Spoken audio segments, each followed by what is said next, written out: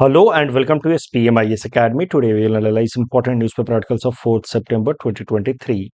Please note you can download the PDF version of today's newspaper analysis by clicking the link given in the comment section. This is the list of the topics that we will be covering from today's newspaper. The first topic is a quote. The destiny of India is now being saved in her classrooms. तो आप में से कुछ लोग जानते होंगे कि हम लोग हर मंडे को न्यूज़पेपर एनालिसिस में जो पहला टॉपिक लेते हैं वो एक कोट लेते हैं क्योंकि इंडियन एक्सप्रेस के अंदर संडे को इम्पोर्टेंट कोट्स आते हैं जो एग्जाम पर्सपेक्टिव से इम्पोर्टेंट हैं। तो ये कोट आया कल के इंडियन एक्सप्रेस में, the destiny of India is now being saved in her classrooms. तो इसको हम लोग देखेंगे इसका क्या क्या मतलब हो सकता है, इसमें क्या क्या बातें हम लोग लिख सकते हैं। So this topic is useful for paper one essay perspective, eight the same time useful for GS paper for ethics and integrity point of view, क्योंकि एथिक्स पेपर में भी इस तरह के कोट सीधे सीधे कभी कभार आ जाते हैं जहाँ पे आपको उनको इलाबोरेट करना होता है। तो ये जो कोट है that was given by the Kothari commission in its report that was given in 1966। देखिए, कोठारी कमीशन आप मान सकते हैं कि इंडिपेंडेंट इंडिया की पहली इंपॉर्टेंट एजुकेशन कमीशन थी। डीएस कोठारी कमीशन को बनाया गया था 1964-66 में।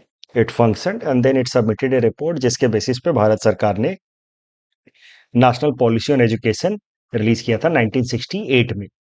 फिर दूसरी जो नेशनल एजुकेशन पॉलिसी आई वो 1986 में आई, राजीव गांधी की सरकार के वक्त।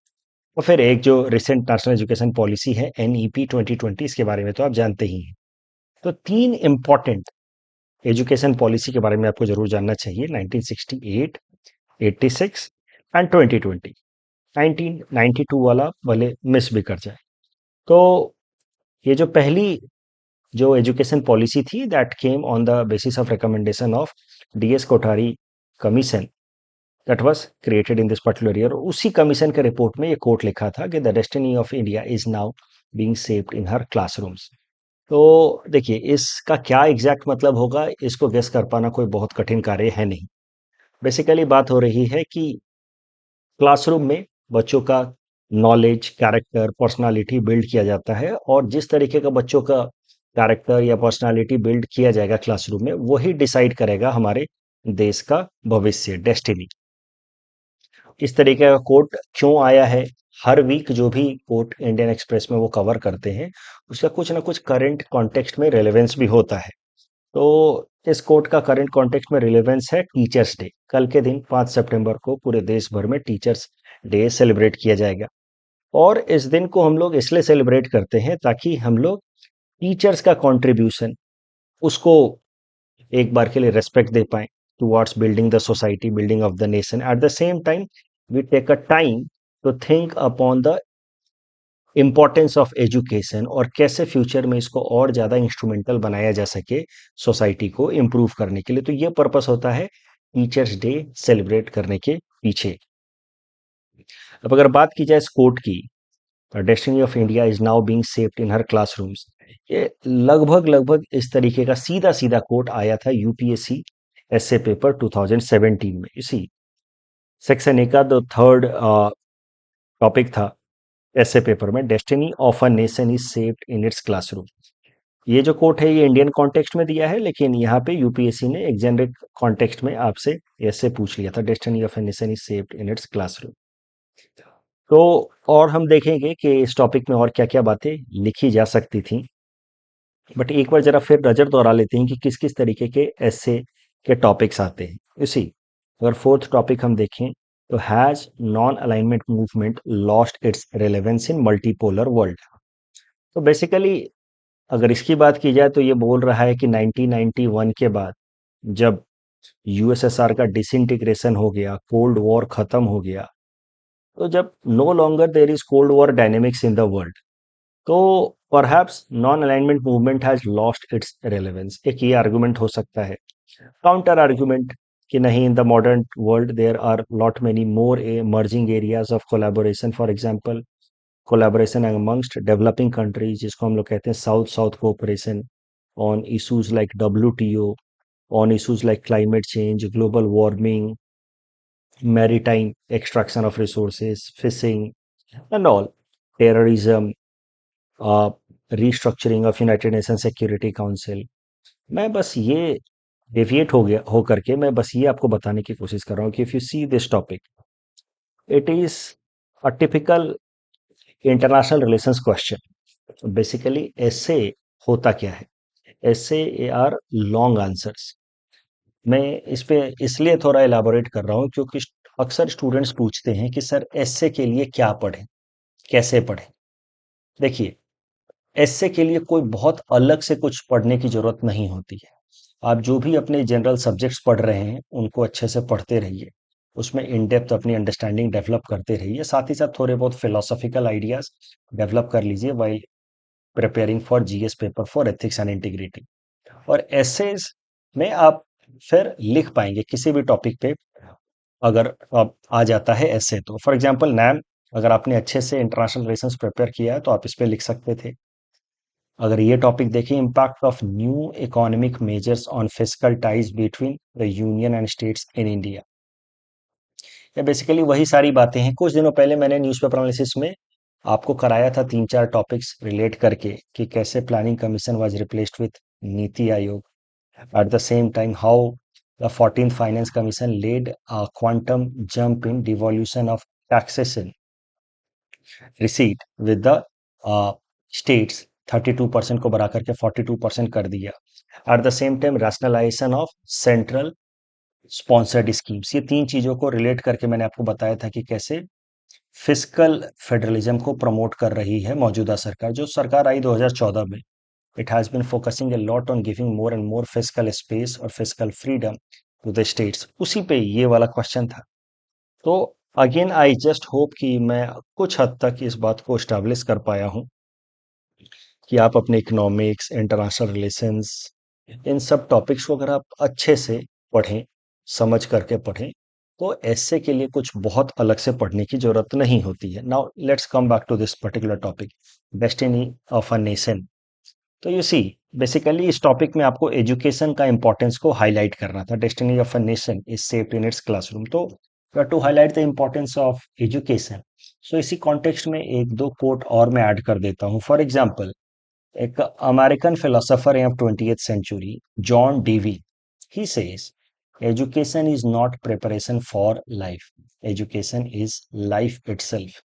Basically when an educated person considers about his or her life, he is able to or she is able to find what he or she wants to attain in their life। Education की सबसे अच्छी बात ये नहीं होती है कि उसके मदद से हमें कोई नौकरी मिल जाएगी या फिर बढ़िया हमें अर्निंग हम कर पाएंगे जीवन में, जिससे कंफर्टेबल लाइफ बिता पाएंगे ना। एजुकेशन का इंस्ट्रूमेंटल वैल्यू नहीं है, एजुकेशन का इंट्रिंसिक वैल्यू है। एजुकेशन अपने आप में अच्छा है because it gives us the capability to think, evaluate different perceptions around and make our own opinion or perception about things which is independent of the things happening around that tries to influence or color our perception। तो education हमें एक independent, confident, autonomous तरीके से survive करने में मदद करता है। तो एजुकेशन का कोई सिर्फ इंस्ट्रूमेंटल तरीके से उसको ना देखें, एजुकेशन को इंट्रिंसिक बेनिफिट्स की तरह देखें। उसको एजुकेटेड होने से इंसान को अपने जीवन में क्या उसको चाहिए, सेल्फ फुलफिलमेंट के लिए वो क्या करना चाहता है, वो खुद सोच सकता है और उस रास्ते को तय कर सकता है। तो अगर एथिक्स के अपने कॉन्सेप्ट को थोड़ा अप्लाई करें, तो let us not see education only from teleological perspective, also we can see the importance of education from deontological perspective, it is good in itself। You see, importance of education could be seen from the concept of HDI also, we have seen in our basic economy class। For good life, basically we need three things, HDI parameters basic developed by Mehboob ul Haq, economist, Pakistani economist Mehboob ul Haq in association with Amartya Sen। but HDI जो बात करता है, human development index, it mainly talks about the requirements for good life. उसमें तीन ही चीज तो हैं, decent standard of living, long and healthy life जिसके लिए लाइफ एक्सपेक्टेंसी देखी जाती है, एंड बीइंग नॉलेजेबल। तो you see the three most important things में से एक है education for having good life. You see, teachers या एजुकेशन इंस्टीट्यूशंस का अपने आप में इंपॉर्टेंस होता है इन शेपिंग द कैरेक्टर्स।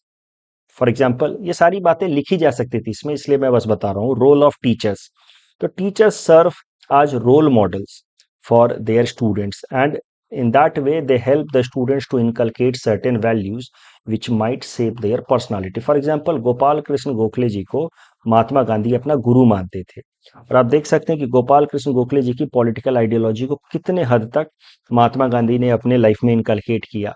तो the concept of passive resistance and all could be seen as an outcome of Gopal Krishna Gokhale. वैसे तो महात्मा गांधी ने इन सारे अप्रोच को साउथ अफ्रीका में भी अप्लाई किया, बट बहुत हद तक महात्मा गांधी की जो पॉलिटिक्स थी it was inspired from Gopal Krishna Gokhale. तो ये रिलेशन, गुरु शिष्य रिलेशन में ये नाम आप लिख सकते हैं।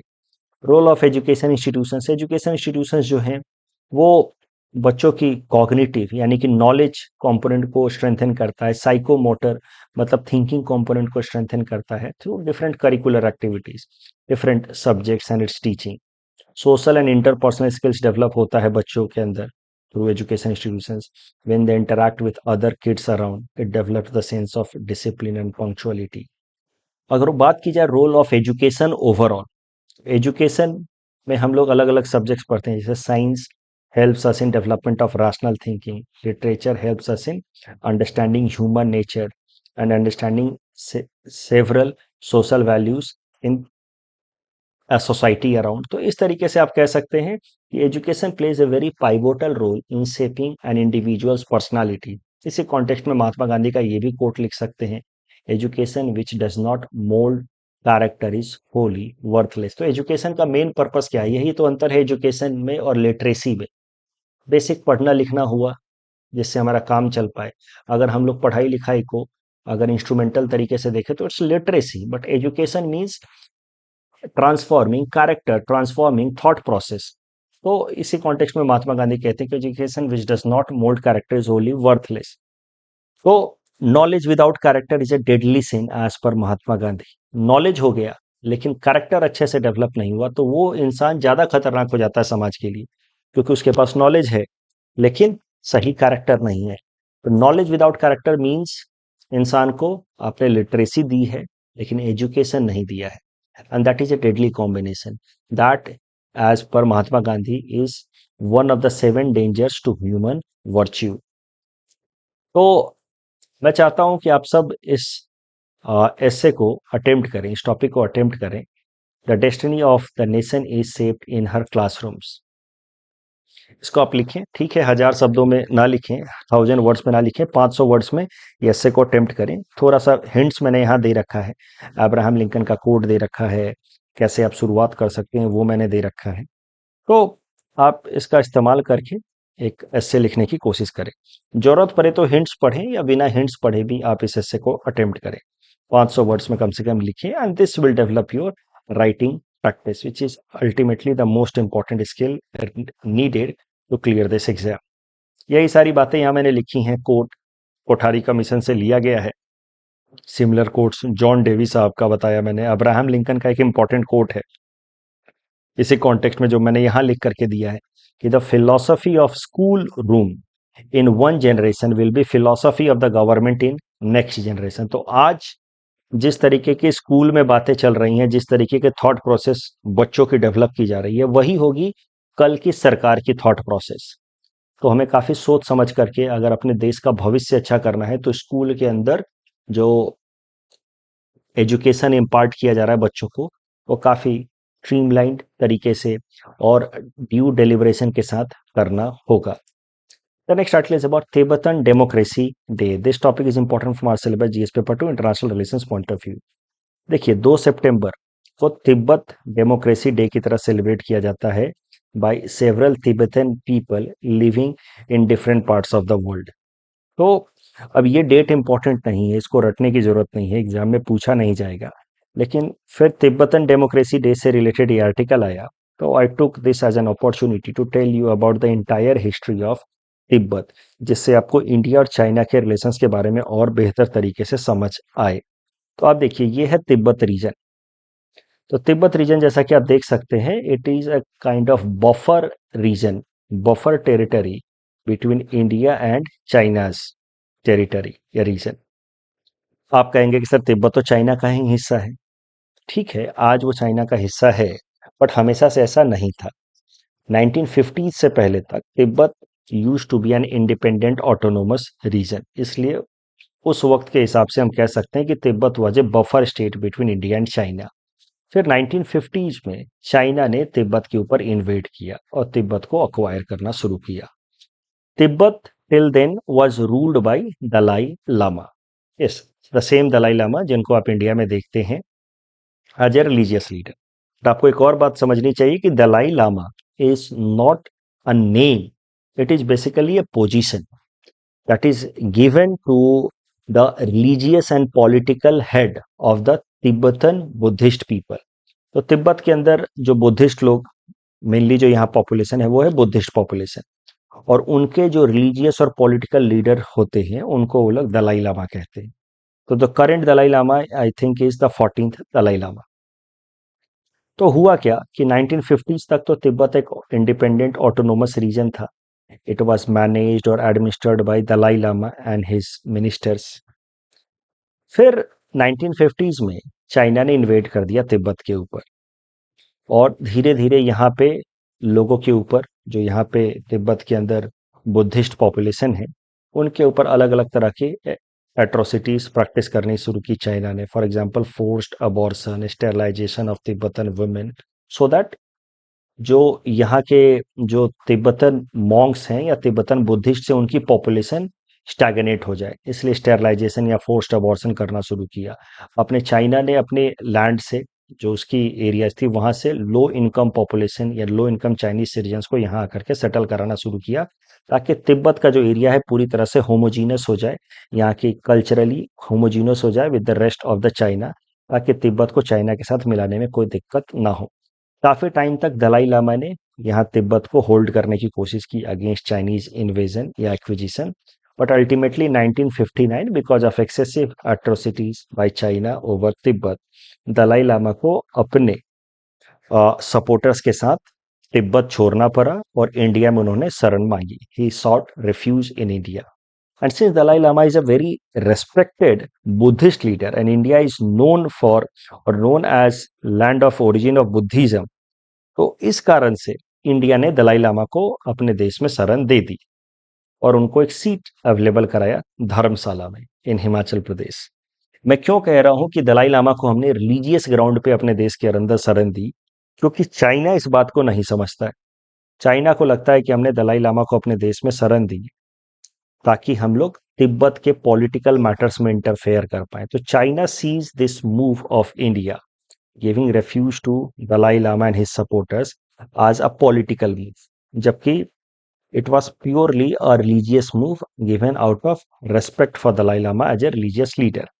तो ये जो मिसअंडरस्टैंडिंग हुई इंडिया और चाइना के बीच में, that became the reason behind Sino India war, India और चाइना के बीच के वॉर दैट हैपेंड इन 1962। तो इंडिया चाइना के वॉर के पीछे ये दलाई लामा का रिफ्यूज क्यों इंपॉर्टेंट फैक्टर बना, वो भी जरा समझते हैं। देखिए, right after independence Jawaharlal Nehru जो हमारे पहले प्रधानमंत्री थे, his opinion was very clear कि he wanted to make India a global leader despite the economic backwardness. तो इसी कारण से India became the leader of non alignment movement. वो बात अलग है कि non alignment movement formally launch नहीं हुआ था तब तक, but India was leading the third front, NAM front, against the US and USSR bloc since world was drawn into the Cold War dynamics. So India never wanted to join any of the bloc in order to maintain our own autonomy, and we started the third uh, bloc, you may say, or we decided to stay independent, autonomous from any of the bloc politics, and we started a movement, non-alignment movement. India was the leader of that. So that gave India leadership opportunity to negotiate or communicate with the world leaders like US and USSR, क्योंकि हम तीसरे block के leader थे। But at the same time India knew it very well कि हम लोग global politics में focus कर रहे हैं, लेकिन रीजनल पॉलिटिक्स में हमारे पास इतना ज्यादा इकोनॉमिक या मिलिट्री स्ट्रेंथ नहीं है अपने बॉर्डर्स को डिफेंड करने के लिए। इसीलिए इंडिया ने अपने आसपास के देशों के साथ फ्रेंडली रिलेशंस मेंटेन करने का फैसला किया। पाकिस्तान के साथ तो ये हो नहीं सकता था because of the difficulty that started right since 1947 इन कश्मीर, लेकिन बाकी सारे देशों के साथ हमने अच्छे संबंध बनाने की शुरुआत की ताकि कम से कम हमें रीजनल पॉलिटिक्स में बहुत ज़्यादा टेंशन ना झेलना पड़े। तभी जाकर के हम लोग वर्ल्ड पॉलिटिक्स पे फोकस कर पाएंगे और नॉन अलाइनमेंट मूवमेंट को लीड कर पाएंगे, और तब जाकर के इंडिया ग्लोबल लीडर इमर्ज हो पाएगा despite having economic challenges and military backwardness. और यही आइडिया से इंस्पायर होकर के ये थी जवाहरलाल नेहरू की फॉरेन पॉलिसी कि वर्ल्ड पॉलिटिक्स में फोकस करेंगे, इंडिया को लीडर बनाएंगे और रीजनल पॉलिटिक्स को मैनेज करेंगे bye maintaining good ties with the neighbouring countries. और इसी प्रोसेस में हमने चाइना के साथ एक अग्रीमेंट साइन किया, पंचशील अग्रीमेंट 1954 में। Panchsheel, 5 principles of peaceful coexistence. Peaceful coexist करेंगे, म्यूचुअल रेस्पेक्ट करेंगे एक दूसरे की territorial integrity, mutually non interfere करेंगे in the internal matters, non aggression, equal and mutual benefit. इसी 5 प्रिंसिपल्स के कारण हमने इसको नाम दिया पंचशील। तो पंचशील अग्रीमेंट चाइना के साथ जब साइन हुई 1954 में, तो इन पांचों अग्रीमेंट के अलावा एक और बात हुई कि India will recognise China sovereignty over Tibet, and India accepted that. Just in order to maintain good ties with China, India accepted China's demand of identifying China's sovereignty over Tibet। अब इसी चीज को लेकर के काफी सारे क्रिटिक्स हैं जो नेहरूवियन पॉलिसी को क्रिटिसाइज करते हैं। अगर इंडिया ने तिब्बत के ऊपर चाइना की सोवरेनिटी को आइडेंटिफाई नहीं किया होता, तो हम लोग आज भी तिब्बत को एक डिस्प्यूटेड टेरिटरी की तरह क्लेम कर सकते थे। We could have maintained Tibet as a buffer zone between India and China, and in that case China would never become that kind of threat to India as it is right now. It is a threat to India because it shares a long boundary with India। लेकिन अगर हमने तिब्बत को एक independent autonomous buffer zone की तरह maintain किया होता, तो आज हमें चाइना को लेकर के कोई बहुत ज्यादा टेंशन वाली बात होती नहीं। तो इस कारण से नेहरूवियन फॉरेन पॉलिसी को क्रिटिसाइज किया जाता है, because it, apart from Panchsheel agreement, the Nehru government also accepted China sovereignty over Tibet. अब हुआ क्या कि जब हमने 1959 में दलाई लामा को अपने देश के अंदर शरण दी, तो China saw it as India's back tracking on Panchsheel agreement. China को लगा कि हम लोग तिब्बत के ऊपर जो कमिटमेंट कर चुके हैं चाइना को, कि चाइना की सोवरेनिटी है तिब्बत के ऊपर, हम उससे पीछे हट रहे हैं। और फिर it created a kind of sense of mutual distrust between India and China. मैं ये नहीं कह रहा हूं कि अकेला बस ये दलाई लामा वाला फैक्टर कारण था इंडिया और चाइना के बीच के वॉर के पीछे in 1962। There are other factors also. Aksai Chin वाला एरिया को लेकर के थोड़ा डिस्प्यूट था and all, there are other factors also, but this also became one major factor behind conflict between India and China in 1962। जब हमने दलाई लामा को शरण दी, तो China construed it as India back tracking on its commitment in Panchasheel agreement over Tibet issue, and then a sense of distrust, and ultimately it led to conflict between India and China in 1962। अब जो भी है वो तो एक अलग कहानी है, लेकिन मुद्दा यह है कि दलाई लामा और उनके जो सपोर्टर्स हैं उनको हमने इंडिया के अंदर शरण दी, और उनको हिमाचल में धर्मशाला के अंदर हमने अपना सीट स्टैब्लिश करने का परमिशन दिया। और a period of time Tibetan जो लोग थे जो इन्होंने इंडिया में शरण मांगी, और कई सारे बाकी दुनिया के अलग अलग देशों में वो स्कैटर हो गए after China's acquisition of Tibet, उन लोगों ने मिल करके तिब्बत गवर्नमेंट इन एग्जाइल बनाया 1963 में। देखिए, गवर्नमेंट इन एग्जाइल क्या होता है? जब किसी एक पर्टिकुलर सरकार की टेरिटरी छीन ली जाए। जैसे कैसे हुआ था, आपने अगर इंडियन हिस्ट्री पढ़ी होगी तो आपको पता होगा कि सुभाष चंद्र बोस जी ने जब इंडियन नेशनल आर्मी को लीडरशिप करते हुए रंगून के अंदर इंडियन गवर्नमेंट इन एग्जाइल बनाया था। तो इसका मतलब क्या था कि भाई हमारी सरकार होनी चाहिए थी भारत में, लेकिन अंग्रेजों ने इलीगल तरीके से उसको छीन लिया है। तो अभी के लिए हमने किसी दूसरे जगह पे एक प्रोविजनल गवर्नमेंट बनाया है, government in exile, whose ultimate objective is to retain or regain our land, original land which legally belongs to us. तो इसी तरीके से जैसे सुभाष चंद्र बोस जी ने रंगून में बनाया था provisional government, government in exile, वैसे ही तिब्बतन लोगों ने इंडिया के अंदर बना दिया है तिब्बतन गवर्नमेंट इन एग्जाइल, और उसका एक प्रॉपर अपना एडमिनिस्ट्रेशन के लिए स्ट्रक्चर भी बना दिया है, सेंट्रल तिब्बतन एडमिनिस्ट्रेशन। उसमें इलेक्शंस भी होते रहते हैं। और 2 सितंबर को उन्होंने तिब्बतन गवर्नमेंट इन एग्जाइल का सेंट्रल तिब्बतन एडमिनिस्ट्रेशन बनाया था, जिसमें टाइम टू टाइम इलेक्शंस भी होते रहते हैं। तो इसी कारण से 2 सितंबर को तिब्बतन डेमोक्रेसी डे की तरह सेलिब्रेट किया जाता है। उनके अपने खुद के प्रेसिडेंट भी हैं एंड ऑल। वो बात अलग है कि ultimately it's government in exile, तो इसके पास कोई बहुत ज्यादा अपनी कोई टेरिटरी है नहीं, कोई एडमिनिस्ट्रेटिव पावर है नहीं, तो यू कैन एट मैक्स से कि this Tibetan government in exile having administration in the form of CTA, Central Tibetan Administration, is a nominal one. For the namesake, it's a symbolic one with a hope that in future it will be able to regain its territory, that is Tibet, from China. But ultimately does not have much of the practical significance. लेकिन 2 सितंबर को बनाया गया था, इसीलिए इस दिन को Tibetan democracy day की तरह सेलिब्रेट करते हैं। अभी रिसेंट डेवलपमेंट पे आ जाते हैं। देखिए, हाल फिलहाल में चाइना ने एक मैप रिलीज किया। उस मैप के अंदर उसने अक्साई चीन वाला एरिया, जो लद्दाख का एरिया है, और अरुणाचल प्रदेश, तिब्बत और अरुणाचल प्रदेश के बीच की बाउंड्री मैकमोहन लाइन को, वैसे भी उसकी लीगलिटी को आइडेंटिफाई नहीं करता है चाइना। इसके पीछे भी वही कहानी है। तिब्बत के साथ हमने एग्रीमेंट साइन किया था 1914 में। चाइना कहता है कि तिब्बत इंडिपेंडेंट है ही नहीं, आप ही ने तो माना है, इंडिया ने ही तो माना है कि Tibet is part of China. तो तिब्बत ने अगर एग्रीमेंट साइन किया ब्रिटिश रिप्रेजेंटेटिव मैकमोहन के साथ 1914 में, to demarcate McMahon line between Arunachal and Tibet, तो वो लाइन लीगल हुआ कैसे? क्योंकि Tibet is not an autonomous sovereign.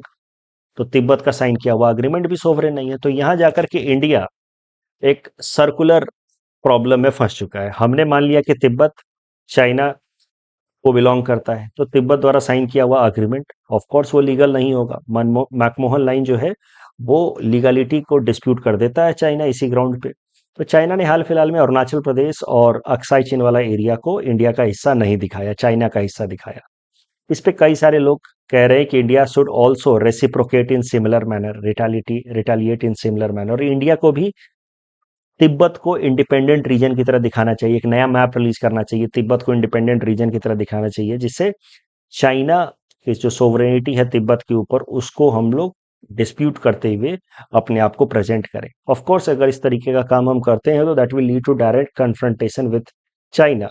But China को किसी ना किसी तरीके से तो हमें जवाब देना ही होगा, और एक वक्त ऐसा आएगा ही जब हमें चाइना को उसी के लैंग्वेज में जवाब देना होगा। अगर वो अरुणाचल प्रदेश को अपना क्लेम करेगा तो हम लोगों को भी तिब्बत को इंडिपेंडेंट ऑटोनोमस क्लेम करना होगा। परहैप्स दैट टाइम में ऑल्सो कम। यही सारी बातें यहाँ लिखी हैं। सितंबर 2 is Tibetan democracy day. Tibet acquired by China in 1950। Dalai Lama को in Dharamshala on religious and political leader of Tibet, he sought refuge in India. और यहाँ पे बनाया गया Tibet government in exile. One of the reason behind Sino India war, तो बात है cyano India Panchsheel agreement की 1954 में, 5 प्रिंसिपल्स ऑफ पीसफुल कोएग्जिस्टेंस।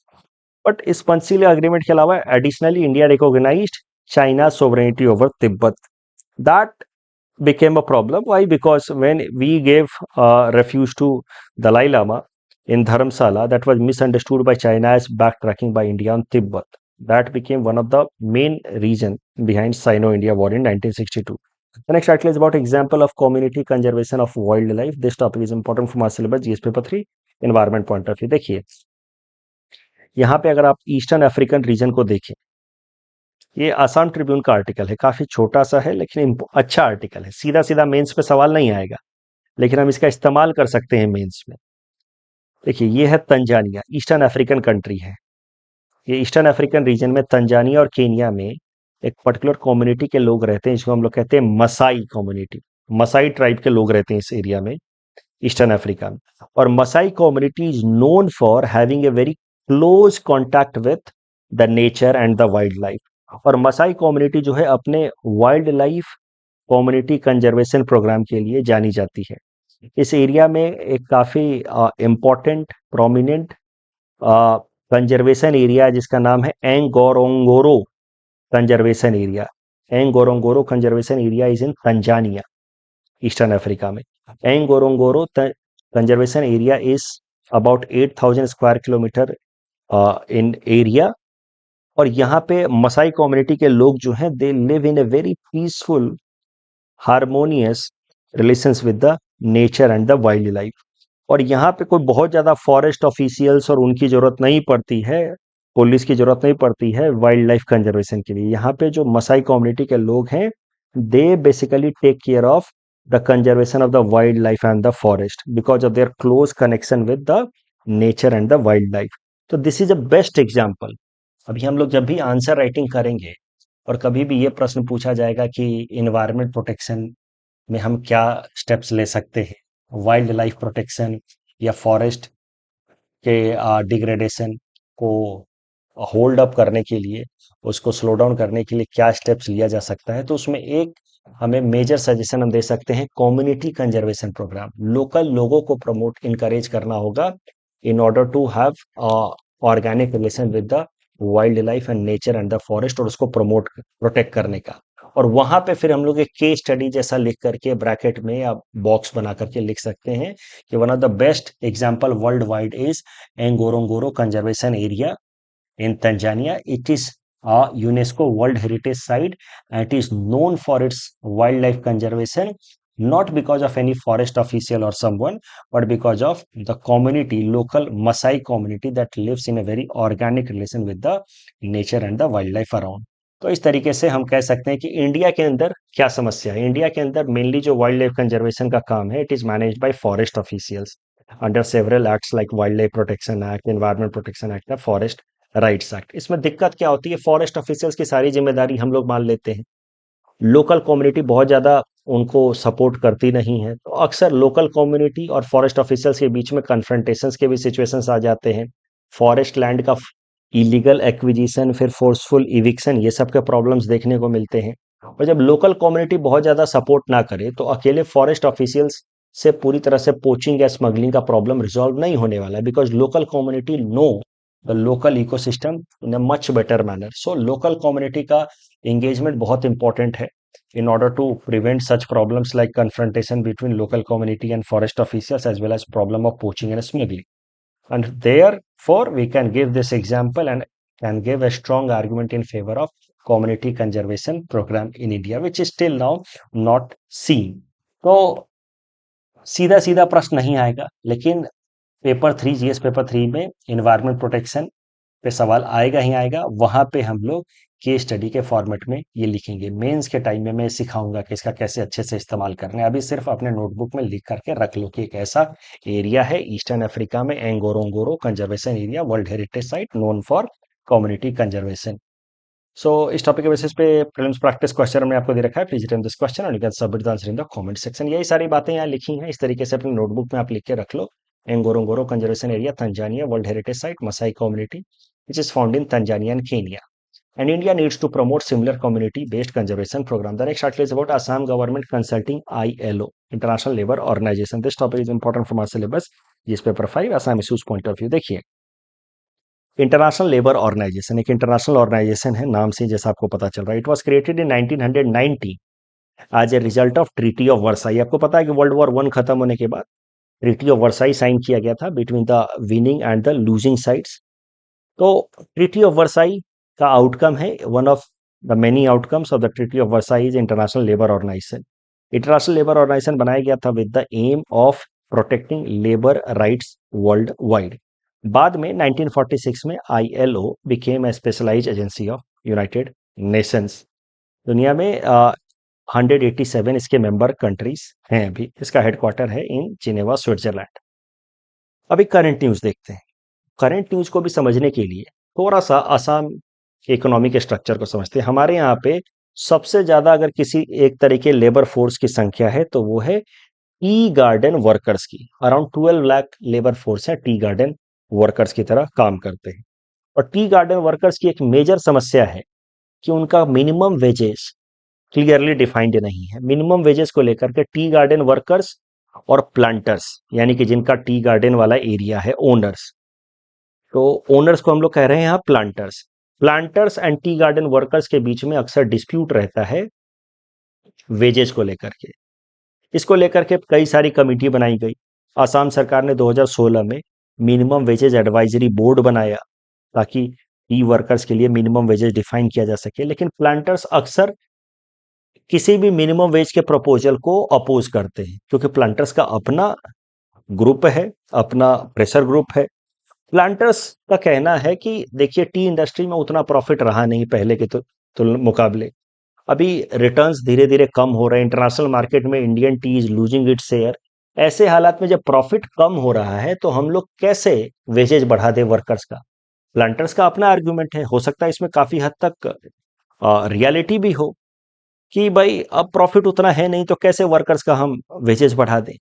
तो प्लांटर्स के अपने प्रॉब्लम है, वर्कर्स के अपने प्रॉब्लम है। ये इतना इंटेंस इशू हो चुका है पॉलिटिकल एंगल से या इकोनॉमिक एंगल से कि अब असम सरकार ने इंटरनेशनल लेबर ऑर्गेनाइजेशन, ये ऑर्गेनाइजेशन जिसका काम ही है वर्ल्ड वाइड लेबर राइट्स को इंश्योर कराना, अब इसके टेक्निकल टीम से असम सरकार ने रिकमेंडेशन मांगा है ऑन दिस पर्टिकुलर मैटर। और इस तरीके से असम सरकार बन गई है देश की पहली ऐसी state government that has asked for support from ILO on such matters, that has made first such move in the country.